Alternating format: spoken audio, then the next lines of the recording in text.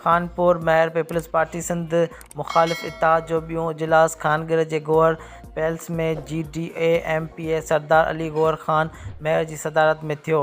मौजूदा सियासी सूरतहाल बल्दियाती तौर आम चूंडनि में PP खे टफ टाइम ॾियण लाइ मुख़्तलिफ़ सियासी पार्टियुनि तौर मज़हबी पार्टियुनि सां वाबस्ता अॻवान शिरकत कई। MNA गौस बख्श खान महर, सफ़दर अब्बासी, मौज़म अब्बासी, राशिद महमूद सुमरो, PP-MPA अली नवाज़ उर्फ़ राजा खान महर, अॻूणो ज़िले चेयरमैन हाजी खान महर ऐं अहम शख़्सियतुनि शिरकत कई। जमायत उलमा इस्लाम जे अॻवान राशिद महमूद सुमरो मीडिया सां ॻाल्हाईंदे चयो, सभ खां पहिरियां त मां अवां सभिनी सहाफ़ी दोस्तनि जो शुक्रगुज़ार आहियां।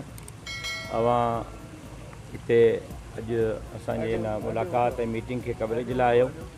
मां सरदार अली गौहर ख़ान महर साहब जो दिली तौर ते इंतहाई मशकूर आहियां, जिन ज़ोहराने ते असांखे मदऊ कयो, मान बख़्शियो, इज़त बख़्शी।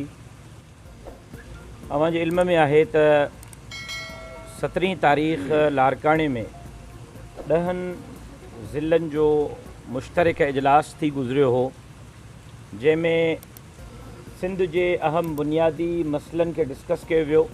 ज़मीनूं बंजर लॻियूं पियूं आहिनि, हिन वक़्तु आबादगार पाणी जे कतरे कतरे जे लाइ परेशान आहिनि।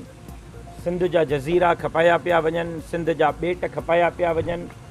थर जे कारूंजर खां वठी घोटकी ताईं सिंध बुनियादी मसाइल खां महरूम आहे। लारकाणो मुअनि जे दड़े जो ॾेख ॾेई रहियो आहे।